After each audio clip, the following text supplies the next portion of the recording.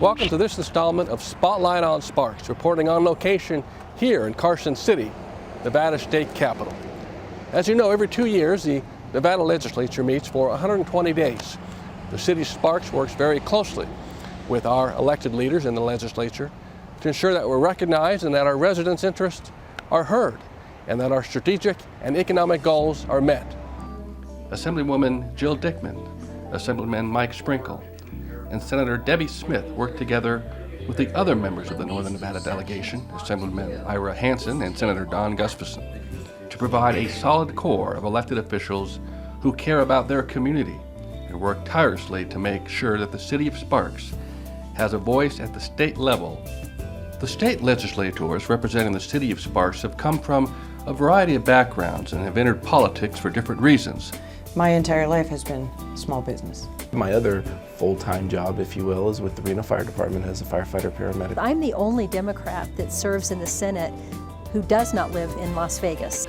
But they are all working for the same thing, to make Sparks and Northern Nevada a better, safer, and more prosperous place to live and work. I would have to say that, a lot of us we have strong opinions on both sides. But I've met so many people in the other party who are really wonderful people. And we find there's a lot of things that we agree on. And I think we're going to work well together. We have a good relationship. The Northern delegation, the Washoe delegation, tries to meet periodically. We certainly meet on talk about particular issues that are important to Washoe County. We don't always agree. We certainly have different political parties in the delegation, but we try very hard, I think, to be professional and to work together where we can and to be respectful to each other when we can't. So working with other legislators, I think that it's really important to think about the fact that we are fortunate to have the type of government that we have, because what it allows for is it allows for civil discourse. It allows for the ability to debate and to argue and to come to agreement and have consensus. And so we're not always going to see eye to eye on any specific issue, but what we do have, especially in Northern Nevada, is this core group of legislators, of community leaders who are always willing to sit down and in an amicable way really talk about the issues that are important to them. I think that is the thing that the citizens of Sparks should be really excited about, because they know that they've got a strong leadership group, regardless of their political affiliation, that is willing to work together to continue to enhance our relationships, and then that's reflected on the work that we do here in Carson City. I'm always very excited about the people that I get to work with. With only 120 days every 2 years to get things done, the city has to focus on the most important issues that need to be addressed at the state level. So the city's government affairs team works with legislators in accomplishing the city's strategic goals. We have a long, good working relationship. I think I've carried a bill for the City of Sparks or the Charter Committee every session for the last several sessions. The City of Sparks team is very good about reaching out and telling us what's going on in Sparks and updating us, and also telling me what the needs are and letting me decide if that's something that I can help with. With any kind of relationship, I think communication is always the key, and that could be personal relationships or business ones, or certainly in this arena where we're talking about governance, communication is the key. I think that I have a good communication working relationship with the city of Sparks, and this is something that I have every intention of trying to enhance in the future as I continue to grow. This is only my, currently is only my second session here at the legislature. As I continue to grow into the future and am continuing to work as a strong legislator representing the people that elect me, I think that it also is important for me to remember the area that I'm coming from, and certainly working with the local jurisdictions, the city of Sparks and the city of Reno, and having those strong relationships is something that I will always focus on. How Victorian Square appears to the public is very important to us with economic development and special events. So I was happy to carry the bill. And it's all a matter of really working with the Washoe delegation on bills like that. We need the delegation to be supportive so that our other colleagues from outside of Washoe County are willing to support us. While Sparks legislators introduce bills and work on issues that matter to them individually, They know that there are issues that matter to all Northern Nevadans, and they always come together to find common ground and serve the people of Sparks first. We have open lines of communication, and I think probably we agree that the cities and counties could stand to be more autonomous and not so dependent on the state. School construction is my number one priority right now. You know, we have a great need in the Washoe County School District as well as in Southern Nevada to be able to build more schools, and there's no funding stream. So that, and you know, just around economic development, and that relates to education because we need a well-educated workforce. So I think it all comes together. Certainly decisions like the Tesla decision and how they impact local government, I think is really important for us to consider at the legislature and whether we're doing enough in that area. You know, I think that there's real bright future for Northern Nevada, specifically when we're looking at economics and the kind of industry that we're building. We've certainly heard all of the hype that's been going on with Tesla and the potential for jobs there, but there are plenty of others that are going to follow in the footsteps, and I think that that's one of the really exciting things for Sparks and for my assembly district, but at the same time it's something that we really need to be looking at for the future as far as how we maintain and build that infrastructure so that we can support that. I think that, as I stated earlier, education is always going to be really important, so that not only are we providing what I think is necessary for our kids, which is a really good education and educational environment, but then that's also providing that educated workforce that these businesses are going to look at. And then ultimately, I'm a firefighter, I'm a public safety person, and so I think public safety is always important, and we need to always continue to focus on, you know, keeping our crime rates low and making sure that people have a nice, safe, protected environment where they live. All of our Sparks police officers are dedicated to protecting life and property. Every year, the Sparks Police Department holds an awards ceremony that recognizes those officers that have gone above and beyond the call of duty, and also honors the Officer of the Year.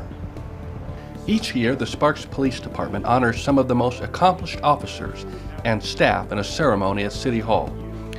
While each one of the 100+ Sparks Police Department officers could be honored for their service to the community, the police department selects officers, detectives, and staff who have gone above and beyond the call of duty, put their lives directly on the line to assist citizens and police during the year. Public safety is the most important concern for city officials, and the Sparks City Council believes giving Police Chief Brian Allen all the tools and resources he needs to keep the people and business of Sparks safe. We start from the time that we do the interviews, and we try to pick the right people to fill these spots. The people that really truly want to give back to their community, that want to be in this profession and career for the right reasons. And as we move through the training programs, whether it's starting in the academy or our field training program, those are the times that we are installing the message from the Sparks Police Department that we're going to serve with honor, pride, and privilege. We have our vision statement, our core values that we are going to implement on a daily basis, and that's how we guide and direct our officers for making those choices the way that they do. But it's the officers on the street who make it happen on a daily basis. Officers like Chris Baer of the K-9 Unit, the 2014 Sparks Officer of the Year.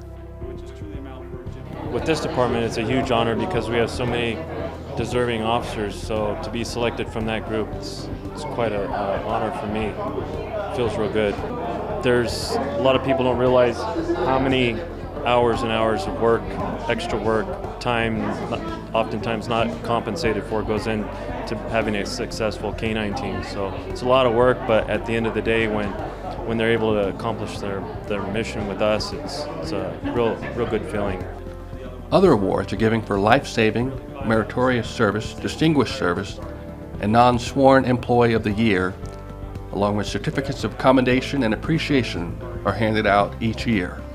A Medal of Valor was also awarded to a Sparks detective who works undercover. Chief Brian Allen was proud of his department. Oh, it's always a great day when we can recognize the daily hard work, dedication, professionalism of the men and women of the Sparks Police Department. It is truly an honor for me to give these awards out, knowing that they're the ones performing these actions daily. Please join the city in honoring these fine individuals, and remember that the police are here to serve you. Absolutely, this is a difficult job. A lot of times you're seeing people at their worst, not at their best. And it takes a lot out of people to daily deal with people that aren't in their best.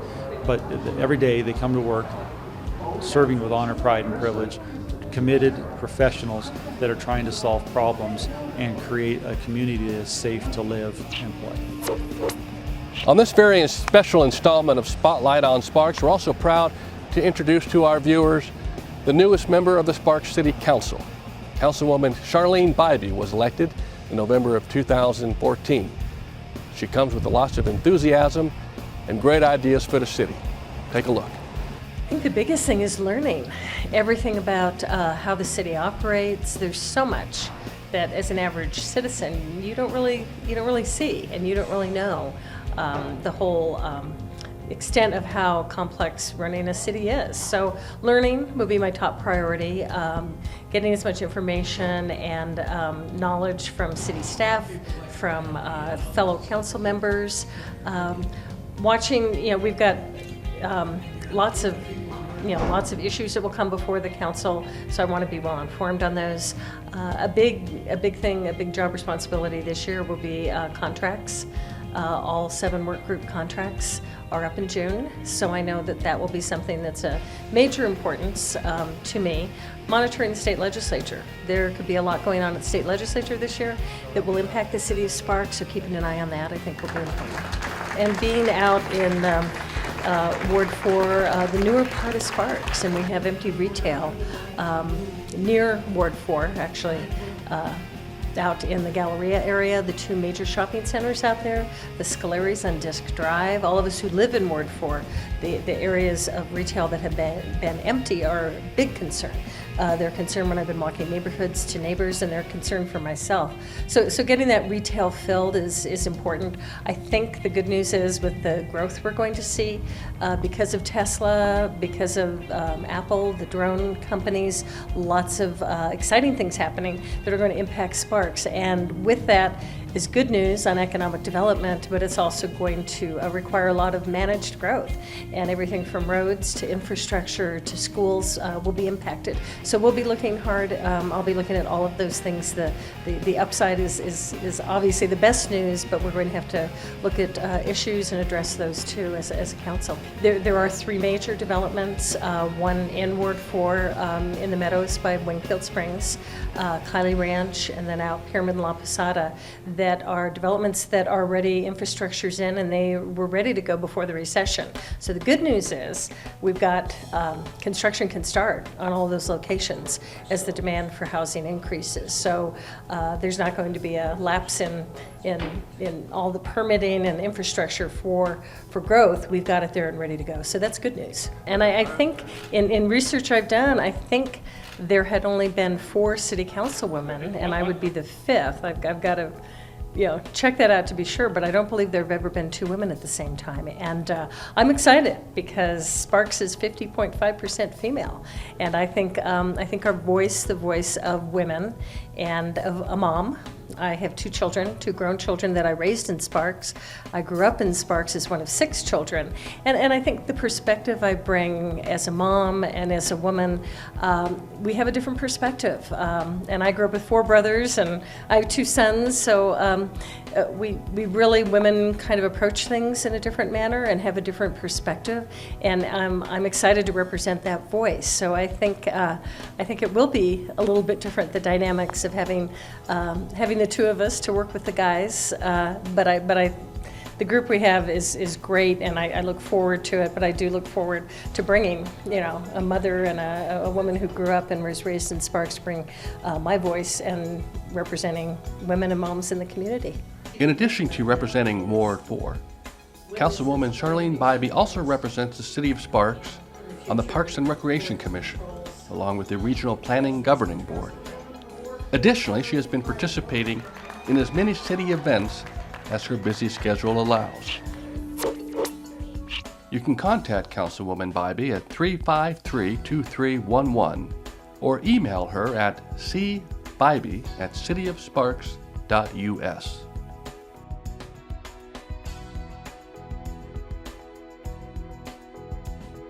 The City of Sparks has a new addition to its Christmas celebration in downtown Victorian Square that will last for generations to come, for all of our families and residents to enjoy. And it will also save the city money. Take a look. A 29-year tradition has come to an end and a new one has begun. In late 2014, the Sparks City Council decided to plant a living tree in Victorian Square instead of getting a tree transported from Oregon every year. The living tree will save the city about $2,500 a year. But that's only one reason the city decided to make the change. City officials also wanted to start a Christmas tradition for Sparks residents. Now, generations of families will get to enjoy the tree every Christmas season as the city lights the Christmas tree. This year was the first year of many to come. I want to thank everybody again for coming here. This is the first year that we've had a live tree that we've lit up. We normally got one from Oregon for over 25 years. This tree was brought to us from Loomis County last year, Placerville. They brought it down and we planted it last year. We let it grow for a year to make sure it was going to do well. It's doing very, very well. Okay, let's do it in 10, 9, 8, 7, 6, 5, 4, 3, 2, 1.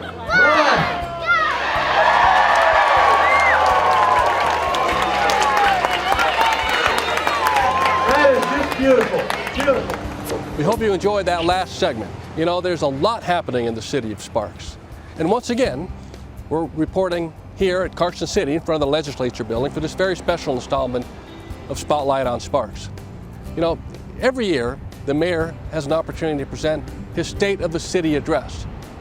In Mayor Martini's 2015 address, he specifically recognized our business community for staying with the city during what has been some very difficult challenges over the last few years. He gave a shout out to 3 very important businesses who have expanded and who really exemplify a lot of what Sparks is about. Our families, our events, and the things that are happening in our city. Take a look. Sparks Mayor Gino R. Martini delivered his 10th State of the City address and discussed cautious optimism for an economic recovery in northern Nevada. The mayor's big message was that the city and Sparks business owners have done a great job getting through the national and statewide economic downturn, and he's very proud of them. Of course, the city has made cuts in staff and budgets over the last 6 years and has still been able to maintain the excellent services and police and fire protection that Sparks citizens expect and count on. Mayor Martini stressed that city officials and council have had to make difficult decisions over the years. And this year, Mayor Martini also wanted to recognize all the business owners in Sparks that have operated, sometimes even grown and thrived over the last several years. The mayor appreciates the efforts of all businesses in Sparks that have also had to make difficult decisions to remain viable. The mayor and the city council recognize that without the resilient Sparks business owners who have succeeded in difficult times and persevered, the city of Sparks would have experienced even more difficult economic circumstances. And to the more than 42,000 business owners in our city, I want to say thank you for doing business in Sparks. Your contributions do not go unnoticed. The mayor recognized 3 key businesses that represent the community at the end of the State of the City address: BJ's Barbecue, Silver Bear Swim School, and Blind Onion Pizza. I'm so happy to be a part of Sparks. Everything here, all of you, Mayor, you've been a part of that success. Seeing my fellow business owners here, I almost cracked. We would just like to say thank you from the family. We have had almost 30 wonderful years in the city of Sparks, and we look forward to many, many more. The families of this community, and they make our business strong, and they make our jobs fun. So whatever environment you've created for the wonderful families around here, I know it's an intangible, but it's pretty amazing. It really sets the city apart, I think. And the business climate as well, in the civic side of it. When we first were thinking about Sparks, we requested a meeting with relevant city managers and planners, and were quickly granted the meeting, and they seemed almost as excited as we were about our new business. So that was very pleasant, and that sense of the city being on the same team as the business It was great, and it's also permeated everything we've done since we've opened, from the police to fire and the city council and everyone. So we're honored to be doing business in Sparks and proud to be contributing members. So thank you very much.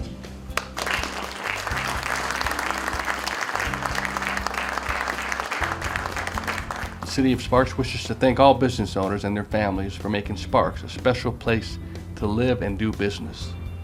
They too have struggled and stayed with us.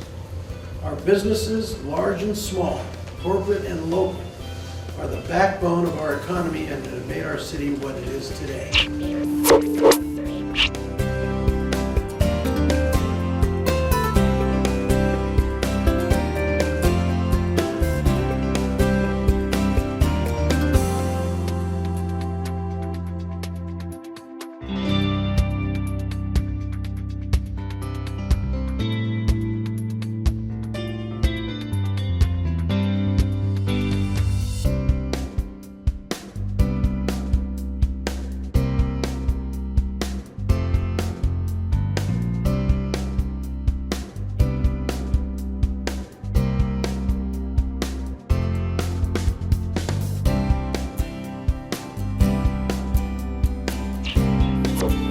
Some Sparks business owners are working together to energize and revitalize downtown Sparks.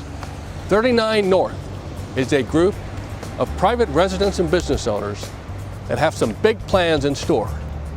I want you to remember that name, 39 North Downtown.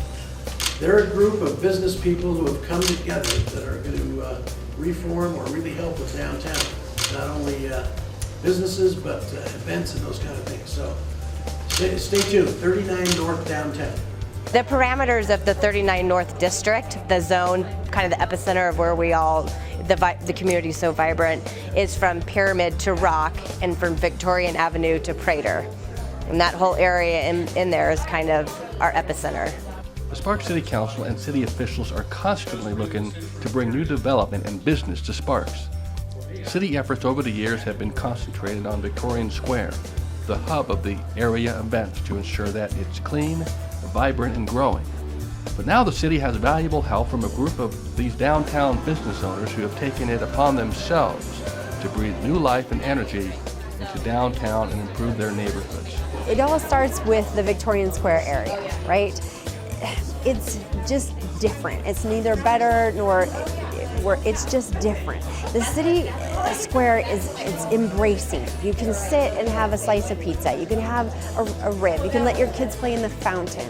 You can, there's not a huge, we can close off the streets, right? It's very family oriented. So it has a very different flavor to it than some of the other areas in the rest of the city. It's very unique in that way. We have events nailed, and we have some amazing restaurants and bars and some retail down there. We wanted to connect those businesses, reinvigorate city pride, solidify the foundation, and then draw new businesses, fresh businesses to that area. So we started meeting once a week to figure out how we were going to do that. They hope to enhance the vitality of the downtown community by combining the energy of existing businesses with new businesses. They're working with city leaders to create the new Sparks and are hoping to recruit outside investors and to connect potential business owners and invite them to become part of the revitalization. I own a small business called Spaces Design and Planning, and I've been in business for about 20 years, but I moved in downtown Sparks about 9 years ago. And it was a home that was converted to a commercial building.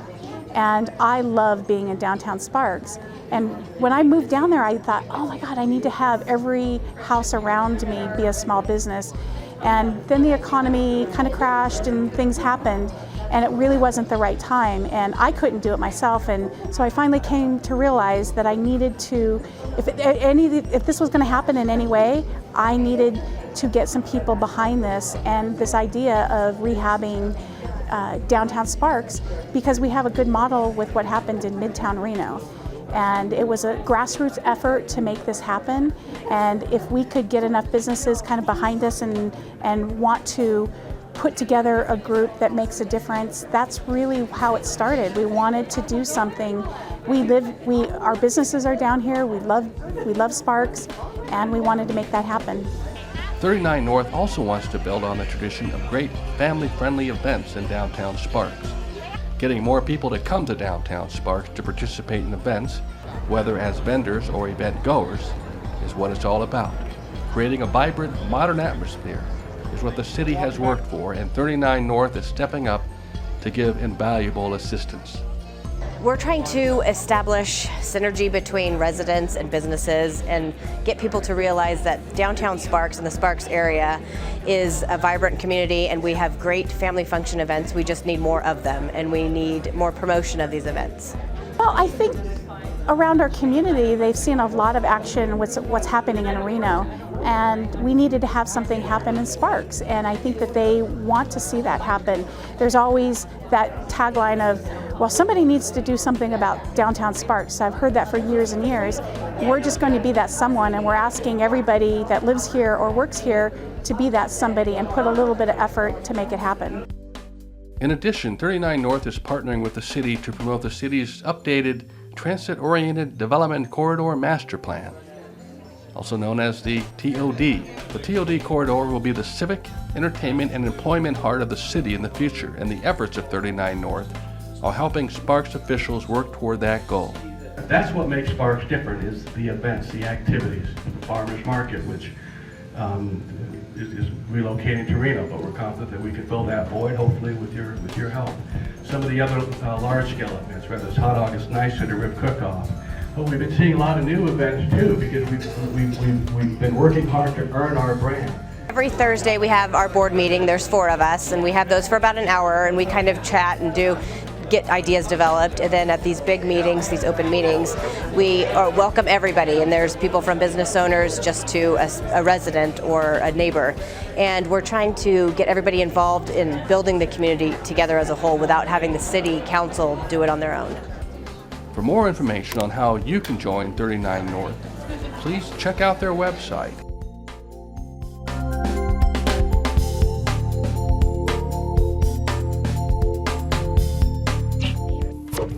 Thank you for watching this very special installment of Spotlight on Sparks, reporting from Carson City.